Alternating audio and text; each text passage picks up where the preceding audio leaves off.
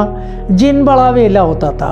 हर कहानी में कुछ हो ना हो जिन ज़रूर होता। मिठाई की दुकान पे वो जिन्नात आते हैं और ख़रीदारी करते हैं और सारी मिठाई ख़रीद के ले आते हैं। एक रात थी, मेरे पास एक ऑर्डर था, तो उनकी दुकान ऐसी थी कि ये दुकान है और इधर दूर दूर तक कोई गली नहीं थी, इधर दूर दूर तक गली नहीं। बिस्मिल्लाहिर्रहमानिर्रहीम। एक बार फिर खुशामदीद कहते हैं स्टोरी यादगार में। ये एक यादगार चैनल है जो आप तक वो कहानियाँ पहुँचाता है जो आपकी अपनी कहानियाँ हैं। हमारी पुरानी कहानियाँ जो हमें किसी नानी ने सुनाई, किसी दादी ने सुनाई, या किसी दादा के साथ हुई या किसी नाना के साथ हुई, मगर हमारी माशरे की कहानियाँ हैं। आज से कुछ अरसे पहले तक हमारे यहाँ जिन बड़ा वेला होता था। हर कहानी में कुछ हो ना हो जिन ज़रूर होता था, और हम भी यही चाहते थे कि हमें जो कहानियाँ सुनाई जाए वो जिन भूत पलीत की हो, या उसमें सरकटा होना ज़रूरी है या पिछल पेरी होना ज़रूरी है, और यही चीज़ों की कहानियाँ हम तक पहुँचती थी। जिसमें तो कुछ मशहूर कहानियाँ तो ऐसी हैं जो आपने भी लाजमी सुनी होगी और आपको याद भी होगी। बस वो ऐसी ही कहानियाँ हमने सुनी और आप तक पहुँचा रहे हैं। एक मशहूर कहानी आपने सुनी होगी कि वो जी दादा जा रहे थे, उन्हें बकरी का बच्चा मिला, उन्होंने उठा लिया, उठाया, लेके चल दिए। बकरी के बच्चे के पैर लंबा से होना शुरू हो गए, लंबे हो रहे। दादा डर गए, फेंका, भागे, घर आके दम लिया। वो मशहूर किस्सा भी सुना होगा, गली के अंदर रात को 2 बजे वो एक बच्चा रोता हुआ जा रहा था, वो नुक्कड़ वाले घर तक गया, वो गायब हो गया। वो कहानी भी आपने सुनी होगी जी, वो मेरे नाना काम पे से आ रहे थे रात को, तो वो एक दुल्हन खड़ी हुई रो रही होती, मुझे घर तक पहुंचा दे। नाना ने कहा जी आ जाओ मेरे पीछे पीछे। नाना चले, थोड़ी दूर चले होंगे, नाना ने सिगरेट जलाई, दुल्हन गायब। कहने लगे हम रात को शादी में से आ रहे थे, इतना मोटा, उस ज़माने में वो पर्शियन बड़े बिल्लियाँ वगैरह हमारे यहाँ नहीं होती थी, तो वो एक बहुत मोटा सा बिल्ला बैठा था। तो हमारी खाला ने कहा और कितना मोटा बिल्ला है? तो बिल्ला कह रहा तेरे बाप का खाता हूँ क्या? लो जी, मानना पड़ेगा। वो खैर हमारे दोस्त थे, वो उनके घर के पास एक खाली प्लॉट था, उसकी बाहर बाउंड्री बनी हुई थी, वो उसकी दीवार पे चढ़ के बैठे, दीवार समेत गिर पड़े, टांग टूट गई। उस प्लॉट में एक जंगल जलेबी का दरख्त था, वो गिर गए, टांग टूट गई, हॉस्पिटल गए, पूरे मोहल्ले में शोर हो गया। बाप ने पूछा क्या हुआ? बताया वो जंगल जलेबी का दरख्त पे ना जलेबी लगी हुई थी, मैं पकड़ने गया, वो इधर भाग जाए, मैं इधर जाऊँ तो वो इधर भाग जाए। वो जंगल जलेबी के चक्कर में वो दीवार ही गिर गई और उस दरख्त पे आसरात है। वो सामने एक खाला रहती थी, मोटी खाला, उन्होंने भी तस्दीक कर दी, हाँ जी मैंने भी देखा। करीब का नज़र नहीं आता, उन्हें दरख्त पे बैठा हुई चुड़ैल नज़र आ गई। क्या हाँ जी इस दरख्त पे तो है ही असरात। लो जी पूरे मोहल्ले में मशहूर हो गया। वो हमारे दोस्त की वो बाबा और ये हर आदमी वगैरह क्या हुआ था, वो पूरी कहानी सुनाए अलीफ से लेके ये तक। हम भी पहुंच गए, हमने कहा यार वो कुछ हमें भी बता क्या हुआ था। कहने लगा कुछ नहीं हुआ था, अगर मैं बैठा हुआ था, वो पतंग की डोर जा रही थी, उसके चक्कर में गिर गई दीवार, टांग टूट गई। अब अगर बाप को सच बता देता, उस ज़माने के फ्रेंडली वालिदैन नहीं होते थे, उस ज़माने का बाप बाप होता था, लगता था कोई बाप है। वो कहने लगा मैं अपने बाप को बता देता, वो पूरी जो है ना वर्मॉक्स कीड़े मारने की दवाई की बोतल मुझे पिला देता।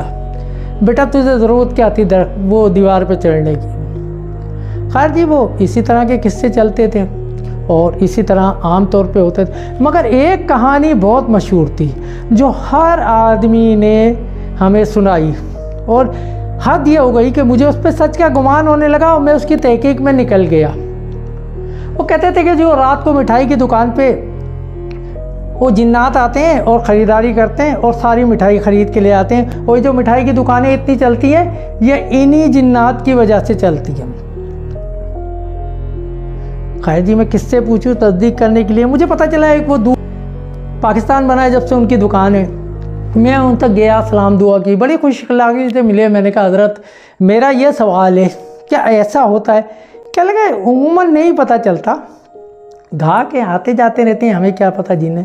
मगर मैं एक वाक़या आपको ज़रूर सुनाना चाहता हूँ जो मेरी ज़िंदगी के लिए यादगार है। हमने कहा ज़रूर हम सुनना चाहेंगे। कहने लगा एक रात थी, मेरे पास एक ऑर्डर था, तो उनकी दुकान ऐसी थी कि ये दुकान है और इधर दूर दूर तक कोई गली नहीं थी, इधर दूर दूर तक गली नहीं थी, बहुत चौड़ा रोड था और जल्दी सन्नाटा हो जाता था। उस रोड पे पब्लिक ट्रांसपोर्ट वगैरह कुछ भी नहीं थी, सन्नाटा रहता था।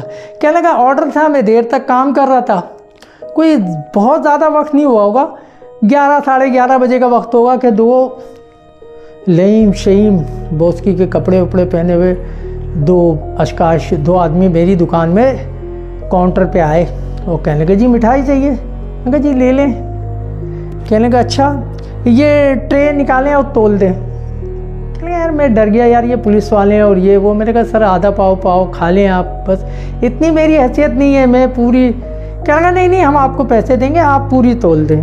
तो खैर जी मैंने एक तोली। कहने लगे दूसरी ट्रे भी तोल दें, दूसरी भी तोल दी। कहने लगे तीसरी भी तोल दें। इस तरह उन्होंने 4-5 ट्रे थी, वो सारी मिठाई डब्बों में पैक करा ली। अब मैं अंदर से बहुत खौफज़दा था कि यार ये पैसे क्या देंगे, सन्नाटा है, मैं अकेला हूँ। खैर उन्हें जी वो उस वक्त इतनी महंगी मिठाई 500 के नोट चलते थे, उन्होंने मुझे कुछ 3,000 के करीब नोट मुझे दिए। बोले आप पैसे जो बनते हैं आप काट लें। मैंने हिसाब लगाया तो वो दुकान में पीछे मेरे पास कहीं पैसे रखे हुए थे, तो मैं मुड़ा, मैंने कहा जाके पैसे लेके आऊँ। मैं पैसे लेके वापसी आया, दुकान में ही थे पैसे, बस मैं लेके वापसी आया हूँ तो दोनों गायब थे और मिठाई लेके गायब थे। मैं जल्दी से बाहर निकला, इधर देखा, दूर दूर तक सन्नाटा, कोई ऐसी गुजरगाह नहीं थी, कोई ऐसी जगह नहीं थी जहाँ वो जा सकते हैं। तो मैं बहुत खौफज़दा हो गया कि कौन पुरस्कार लोग थे जो आए और मिठाई लेके चले गए। फिर मुझे गुमान ये भी गुजरा कि हो सकता है शायद ये नोट जाली हो। तो खैर मैंने खौफज़दा था, जल्दी दुकान बंद की और आगे मेरा एक दोस्त पान वाला बैठा होता था, वहाँ तक पहुँचा और उससे जाके नोट वोट चेक कराया। कहने का नहीं बिल्कुल सही है। खैर वो पूरे पैसे मेरी मिठाई के दे के गए, मगर वो उनका जो पुरस्कार अंदाज़ था और जिस तरह वो आके मिठाई ख़रीद के गए वो मुझे हमेशा याद रहेगा।